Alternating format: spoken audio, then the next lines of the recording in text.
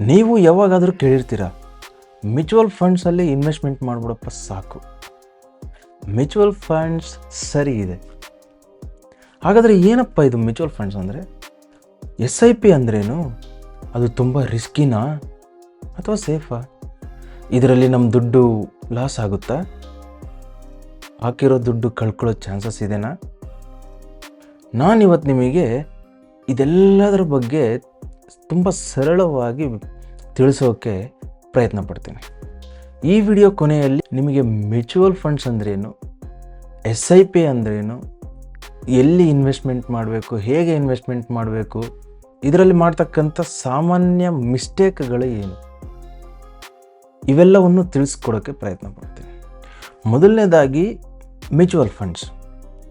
ಈಗ ಇಮ್ಯಾಜಿನ್ ಮಾಡಿ, ಒಂದು 100 ಜನ ಸೇರಿ ಒಬ್ಬೊಬ್ಬರು ₹1000 ಹಾಗೆ ಒಂದು ಬಾಕ್ಸ್ನಲ್ಲಿ ಅಮೌಂಟನ್ನು ಇಡ್ತಾರೆ.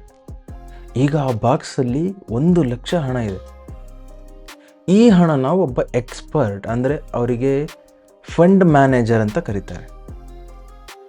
ಇವರು ಸ್ಟಾಕ್ಸ್, ಬಾಂಡ್ಸ್, ಗೋಲ್ಡ್ ಇನ್ನಿತರೆ ಪ್ಲ್ಯಾಟ್ಫಾರ್ಮ್ಗಳಲ್ಲಿ ಇನ್ವೆಸ್ಟ್ಮೆಂಟನ್ನು ಮಾಡ್ತಾರೆ.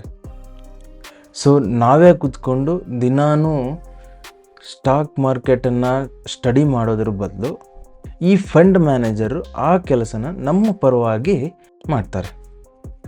ಆ 1,000 ಒಂದು ದೊಡ್ಡ ಇನ್ವೆಸ್ಟ್ಮೆಂಟ್ ಫಂಡ್ನ ಭಾಗ ಆಗಿರುತ್ತೆ. ಅದು ಆ ದೊಡ್ಡ ಫಂಡ್ ಜೊತೆಗೇ ಬೆಳೀತಾ ಹೋಗುತ್ತೆ. ಇದೊಂಥರ ನಮ್ಮ ಸಂಪತ್ತನ್ನು ಬೆಳೆಸೋಕೆ ಅಂತೇಳಿ ಒಂದು ಗ್ರೂಪ್ ಮಾಡಿಕೊಂಡು ಎಲ್ಲರೂ ಒಟ್ಟಿಗೆ ಬೆಳೆಯೋಣ ಅನ್ನೋ ಥರ ಇರುತ್ತೆ. ಹಾಗಾದರೆ ಈ SIP ಅಂದರೆ ಏನು? SIP ಫುಲ್ ಫಾರ್ಮ್ ಏನಪ್ಪ ಅಂದರೆ ಸಿಸ್ಟಮ್ಯಾಟಿಕ್ ಇನ್ವೆಸ್ಟ್ಮೆಂಟ್ ಪ್ಲ್ಯಾನ್ ಅಂತ. SIP ಅಂದರೆ ತಿಂಗಳ ಒಂದಿಷ್ಟಿಷ್ಟು ಇನ್ವೆಸ್ಟ್ಮೆಂಟ್ ಮಾಡೋ ಅಂಥ ಒಂದು ಒಳ್ಳೆಯ ಹವ್ಯಾಸ. ನೀವು EMI ಹೇಗೆ ಕಟ್ತೀರೋ ಹಾಗೆ ತಿಂಗಳ 500-1000 ಇನ್ವೆಸ್ಟ್ ಮಾಡ್ತಾ ಹೋಗೋದು. ಈಗ ಶೇರ್ ಮಾರ್ಕೆಟಲ್ಲಿ ಇನ್ವೆಸ್ಟ್ಮೆಂಟ್ ಮಾಡಬೇಕಂದ್ರೆ ಟೈಮ್ ತುಂಬ ಮಹತ್ವ. ಯಾವಾಗ ಲೋ ಹೋಗಿರುತ್ತೆ, ಯಾವಾಗ ಹೈ ಹೋಗಿರುತ್ತೆ. ಲೋ ಹೋದಾಗ ಇನ್ವೆಸ್ಟ್ಮೆಂಟ್ ಮಾಡಬೇಕು, ಹೈ ಹೋದಾಗ ಸೆಲ್ ಮಾಡಬೇಕು, ಈ ಥರ ಎಲ್ಲ ಇರುತ್ತೆ. ನೀವು SIP ಸ್ಟಾರ್ಟ್ ಮಾಡಿದರೆ ಈ ಟೈಮ್ ಬಗ್ಗೆ ಅಥವಾ ಮಾರ್ಕೆಟ್ ಹೈ ಲೋ ಬಗ್ಗೆ ತಲೆ ಕೆಡಿಸ್ಕೊಳ್ಳೋ ಅವಶ್ಯಕತೆಯೇ ಇರೋದಿಲ್ಲ. ಯಾಕಂದರೆ ಈ SIP ಡಿಫ್ರೆಂಟ್ ಲೆವೆಲ್, ಬೇರೆ ಬೇರೆ ಲೆವೆಲ್ನಲ್ಲಿ ಇನ್ವೆಸ್ಟ್ಮೆಂಟ್ ಮಾಡಿ ಕಡೆಗೆ ಆ ವೆಚ್ಚನ ಸರಾಸರಿ ಮಾಡಿಬಿಡುತ್ತೆ. ನಾನು ನಿಮಗೆ ಒಂದು ಉದಾಹರಣೆ ಕೊಡ್ತೀನಿ. ಮಿಸ್ಟರ್ A ಇವರು ವರ್ಷಕ್ಕೆ ಒಂದೇ ಸಲಕ್ಕೆ 12,000 ಇನ್ವೆಸ್ಟ್ಮೆಂಟ್ ಮಾಡ್ತಾರೆ.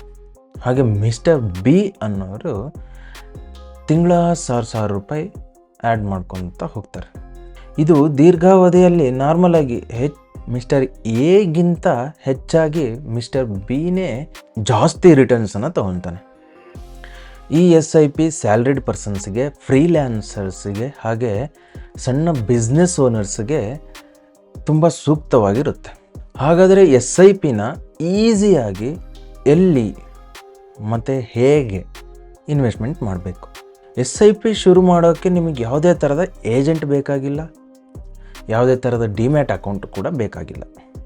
ನೀವು ಗ್ರೋ, ಝೀರೋದಾ ಕಾಯಿನ್, ಫೋನ್ಪೇ, Paytm ಮನಿ ಈ ಥರದ ಆ್ಯಪ್ಗಳನ್ನ ಬಳಸ್ಕೊಂಡು ಅದಕ್ಕೆ ನಿಮ್ಮ ಬ್ಯಾಂಕ್ ಅಕೌಂಟನ್ನು ಲಿಂಕ್ ಮಾಡಿ ಒಂದೊಳ್ಳೆ ಫಂಡನ್ನು ಚೂಸ್ ಮಾಡಿಕೊಂಡು ನೀವು ತಿಂಗಳ ಎಷ್ಟು ಇನ್ವೆಸ್ಟ್ಮೆಂಟ್ ಮಾಡಬೇಕು ಅಂದ್ಕೊಂಡಿದ್ದೀರೋ ಅಷ್ಟನ್ನು ಸೆಟ್ ಮಾಡಿ ಬಿಟ್ಟರೆ ಆಯಿತು. ಹೊಸದಾಗಿ ಶುರು ಮಾಡ್ತಿರೋರಿಗೆ ಈ Parag flexi cap fund, Nippon India index fund, ICICI Prudential balanced advantage fund ಈ ಥರದ್ರಲ್ಲಿ ಇನ್ವೆಸ್ಟ್ಮೆಂಟ್ ಮಾಡಬಹುದು. ನೀವು ತಿಂಗಳಿಗೆ ₹500 ಸ್ಟಾರ್ಟ್ ಮಾಡಿದರೂ ಕೂಡ ನೀವು ಎಷ್ಟು ಇನ್ವೆಸ್ಟ್ಮೆಂಟ್ ಮಾಡ್ತೀರಾ ಅನ್ನೋದು ಮುಖ್ಯ ಅಲ್ಲ, ಆದರೆ ರೆಗ್ಯುಲರಾಗಿ ಇನ್ವೆಸ್ಟ್ಮೆಂಟ್ ಮಾಡ್ತಿದ್ದೀರಾ ಅನ್ನೋದು ಮಾತ್ರ ಮುಖ್ಯ. ರೆಗ್ಯುಲರಾಗಿ ಇನ್ವೆಸ್ಟ್ಮೆಂಟ್ ಮಾಡ್ತಾ ಹೋದಾಗ ನಿಮಗೆ ನಿಜವಾಗ್ಲೂ ಅದರದ ಪ್ರತಿಫಲ ಕಾಣಿಸುತ್ತೆ. ಹಾಗಾದರೆ ಈ SIPಯಲ್ಲಿ ಕೆಲವು ಕಾಮನ್ ಮಿಸ್ಟೇಕ್ಸ್ ಇದ್ದಾವೆ. ಈ ಮಿಸ್ಟೇಕ್ಸನ್ನು ನೀವು ಯಾವತ್ತೂ ಮಾಡಬಾರ್ದು. ಮೊದಲನೇದಾಗಿ ಮಾರ್ಕೆಟ್ ಡೌನ್ ಆದ ತಕ್ಷಣ SIP ಸ್ಟಾಪ್ ಮಾಡಿಬಿಡೋದು. ಆದರೆ ನಾನು ಹೇಳ್ತೀನಿ, ಮಾರ್ಕೆಟ್ ಡೌನ್ ಆದಾಗ ಅದಕ್ಕಿಂತ ಒಳ್ಳೆಯ ಸಮಯ ಯಾವತ್ತೂ ಸಿಗಲ್ಲ ಕಣ್ರಿ ಇನ್ವೆಸ್ಟ್ಮೆಂಟ್ ಮಾಡೋಕ್ಕೆ. ಎರಡನೇದಾಗಿ, ನೀವು ಮಾಡಿರೋ ಇನ್ವೆಸ್ಟ್ಮೆಂಟ್ಗೆ ರಿಟರ್ನ್ಸ್ ಎಷ್ಟಿದೆ ಅಂಥೇಳಿ ದಿನ ಚೆಕ್ ಮಾಡೋ ಹಾಗಿಲ್ಲ. ಯಾಕಂದರೆ ನೀವು ಮ್ಯೂಚುವಲ್ ಫಂಡ್ಸಲ್ಲಿ SIPನ ಮಾಡ್ತಾ ಇದ್ದೀರಾ ಅಂದರೆ ಇದು 5 ರಿಂದ 10 ವರ್ಷಕ್ಕೆ ಇರುತ್ತೆ ಹೊರತು 5 ವಾರಕ್ಕಷ್ಟೇ ಅಲ್ಲ. ಮೂರನೇದಾಗಿ, ಯಾರೋ ಒಬ್ಬರು ಹೇಳಿದ್ರಪ್ಪ ಅಂಥೇಳಿ ಅವ್ರು ಹೇಳಿದ್ರಲ್ಲೇ ಇನ್ವೆಸ್ಟ್ಮೆಂಟ್ ಮಾಡಿಬಿಡೋದಲ್ಲ. ನೀವು ಅದಕ್ಕೆ ಸರಿಯಾಗಿ ರಿಸರ್ಚ್ ಮಾಡಿ, ಹಾಗೆಯೇ ನೀವು ಆ್ಯಪ್ಸನ್ನು ಯೂಸ್ ಮಾಡ್ಬೇಕಾದ್ರೆ ಟ್ರಸ್ಟೆಡ್ ಆ್ಯಪ್ಸನ್ನು ಯೂಸ್ ಮಾಡಬೇಕಾಗುತ್ತೆ. ಹಾಗೆಯೇ ಕೆಲವೊಬ್ರು ಏನು ಮಾಡ್ತಾರೆ ಅಂದರೆ 3 ತಿಂಗಳಿಗೊಮ್ಮೆ 6 ತಿಂಗಳಿಗೊಮ್ಮೆ ಫಂಡ್ಸನ್ನು ಸ್ವಿಚ್ ಮಾಡಿಬಿಡೋದು. ಫಾರ್ ಎಕ್ಸಾಂಪಲ್, ಈಗ ಪರಾಗ್ ಪರೀಕಲ್ಲಿ ಇನ್ವೆಸ್ಟ್ಮೆಂಟ್ ಸ್ಟಾರ್ಟ್ ಮಾಡಿದ್ದಾರೆ, ಇನ್ನೊಂದು 3 ತಿಂಗಳಾದಮೇಲೆ ಪರಾಗ್ ಸರಿಗಿಲ್ಲಪ್ಪ, ಇನ್ನೊಂದು ಯಾವುದೋ ಇಂಡೆಕ್ಸ್ ಫಂಡಲ್ಲಿ ಹಾಕ್ಬಿಡೋಣ ಅಂಥೇಳಿ ಮತ್ತಲ್ಲಿ ಹಾಕ್ತು. ಈ ಥರ ಮಾಡೋದ್ರಿಂದ ನೀವು ಗಳಿಸಿದ್ದಕ್ಕಿಂತ ಲಾಸ್ ಮಾಡ್ಕೊಳೋದೇ ಹೆಚ್ಚಾಗುತ್ತೆ. ನೀವು ಒಂದು ಸಲ ಚೆನ್ನಾಗಿ ರಿಸರ್ಚ್ ಮಾಡಿ ಒಂದು ಫೈನಲ್ ಫಂಡ್ಗೆ ಡಿಸಿಷನ್ ತೊಗೊಂಡ್ರಿ ಅಂದಮೇಲೆ ಮುಗೀತು. ಅದರಲ್ಲೇ ಕಂಟಿನ್ಯೂ ಆಗಿ ಇನ್ವೆಸ್ಟ್ಮೆಂಟ್ ಮಾಡ್ತಾ ಹೋಗಿ, ಆವಾಗ ನಿಮಗೆ ಹೆಚ್ಚು ರಿಟರ್ನ್ಸ್ ಸಿಗೋ ಚಾನ್ಸಸ್ ಇರುತ್ತೆ. ಈಗ ಇನ್ನೊಂದು ಪ್ರಶ್ನೆ ಏನಪ್ಪ ಅಂದರೆ, ಯಾಕೆ ಎಲ್ಲರೂ ಅಂದರೆ ಸಣ್ಣ ಸ್ಯಾಲ್ರಿಯಿಂದ ಹಿಡ್ಕೊಂಡು ದೊಡ್ಡ ಸ್ಯಾಲ್ರಿಯವರು ಕೂಡ SIPನ ಸ್ಟಾರ್ಟ್ ಮಾಡಬೇಕು? ನಾವು ಅಂದ್ಕೊತೀವಿ ಮ್ಯೂಚುವಲ್ ಫಂಡ್ಸು ಬರೀ ಸಾಹುಕಾರ ಮಂದಿ ಮಾತ್ರ, ಆದರೆ ಅದು ತಪ್ಪು. ನಾವು ಬರೀ ತಿಂಗಳಿಗೆ 10,000ನೋ 15,000ನೋ ದುಡಿದ್ರೂ ಕೂಡ ತಿಂಗಳಿಗೆ 500 ರೂಪಾಯಿ ಇನ್ವೆಸ್ಟ್ಮೆಂಟ್ ಮಾಡಿದರೆ ಸಾಕು, ನಮ್ಮ ಫ್ಯೂಚರನ್ನೇ ಬದಲಾಯಿಸ್ಬಿಡುತ್ತೆ. ಈಗ ನೋಡಿ, ಅಕಸ್ಮಾತ್ ನೀವು ತಿಂಗಳಿಗೆ 1,000 ರೂಪಾಯಿ SIP ಮಾಡಿದ್ದೀರಾ ಅಂದ್ಕೊಳ್ಳಿ, ಅದಕ್ಕೆ ನಮಗೆ 12% ರಿಟರ್ನ್ಸ್ನ ತಗೊಳ್ಳೋಣ. ಇದನ್ನು ನೀವು 15 ವರ್ಷ ಇಟ್ರಿ ಅಂತ ಅಂದ್ಕೊಂಡ್ರೆ ನಿಮಗೆ ಮಿನಿಮಮ್ ಅಂದರೂ 5 ರಿಂದ 6 ಲಕ್ಷ ಫಂಡ್ ಆಗಿರುತ್ತೆ. ಹಾಗೆ ನಿಮ್ಮ ಇನ್ಕಮ್ ಇನ್ಕ್ರೀಸ್ ಆದಂಗೆಲ್ಲ ನೀವು SIPನ ಕೂಡ ಇನ್ಕ್ರೀಸ್ ಮಾಡ್ತಾ ಹೋಗಿ. ಹೈ ಇನ್ಕಮ್ ಇದ್ದವರಿಗೆ ಇದರಿಂದ ಏನು ಲಾಭ? ನಿಮಗೆ ಲಾಂಗ್ ಟರ್ಮ್ ವೆಲ್ತ್ ಡೆವಲಪ್ ಆಗುತ್ತೆ. ಹಾಗೆ ನೀವು ಟ್ಯಾಕ್ಸ್ ಸೇವಿಂಗ್ಸನ್ನು ಮಾಡ್ಕೋಬೋದು. ಹಾಗೆ ಏನಾದರೂ ಗೋಲ್ ಬೇಸ್ಡ್ ಪ್ಲ್ಯಾನ್ ಇದ್ದರೆ, ಒಂದು ಮನಿ ಕಟ್ಟೋದು, ಕಾರ್ ತಗೊಳ್ಳೋದು, ಈ ಥರ ಪ್ಲ್ಯಾನ್ ಇತ್ತಂದರೆ ಇಂಥವಕ್ಕೆಲ್ಲ ಹೆಲ್ಪ್ ಆಗುತ್ತೆ. ವಿಳಂಬ ಮಾಡಬೇಡಿ. ನಿಮ್ಮ ಫ್ಯೂಚರ್ ನೀವು ಇವತ್ತೇನು ಮಾಡ್ತಿರೋ ಆ ಕೆಲಸದ ಮೇಲೆ ಡಿಪೆಂಡ್ ಆಗಿರುತ್ತೆ. ಸೊ ಮ್ಯೂಚುವಲ್ ಫಂಡ್ಸ್ ಅನ್ನೋದು ಮ್ಯಾಜಿಕ್ ಏನಲ್ಲ, ಇದೊಂದು ವ್ಯವಸ್ಥೆ ಅಷ್ಟೆ. ಚಿಕ್ಕದಾಗೆ ಶುರು ಮಾಡಿ ನಿರಂತರವಾಗಿ ಇನ್ವೆಸ್ಟ್ಮೆಂಟ್ ಮಾಡ್ತಾ ಹೋಗಿ, ಭೀತಿಗೊಳ್ಳೋದು ಬೇಡ.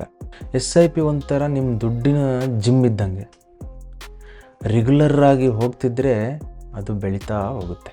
ಈ ವಿಡಿಯೋ ನಿಮಗೆ ಇಷ್ಟ ಆಗಿದ್ದರೆ ವಿಡಿಯೋನ ಲೈಕ್ ಮಾಡಿ, ಈ ವಿಡಿಯೋ ಯಾರಿಗೆ ತುಂಬ ಅವಶ್ಯಕತೆ ಇದೆಯೋ ಅವರಿಗೆ ಶೇರ್ ಮಾಡಿ, ಹಾಗೆ ಸಬ್ಸ್ಕ್ರೈಬ್ ಮಾಡಿ. ಯಾಕಂದರೆ ನಾನು ಇದೇ ಥರದ ಪ್ರಾಕ್ಟಿಕಲ್ ರಿಯಲ್ ವರ್ಲ್ಡ್ ಫೈನಾನ್ಸ್ ವಿಡಿಯೋಗಳನ್ನು ಅಪ್ಲೋಡ್ ಮಾಡ್ತಿರ್ತೇನೆ. ನೀವೆಷ್ಟು ರೂಪಾಯಿ SIPನ ಸ್ಟಾರ್ಟ್ ಮಾಡ್ಬೇಕು ಅಂದ್ಕೊಂಡಿದ್ದೀರಾ? 500 1000? ಕಮೆಂಟ್ ಮಾಡಿ. ನಮಸ್ಕಾರ.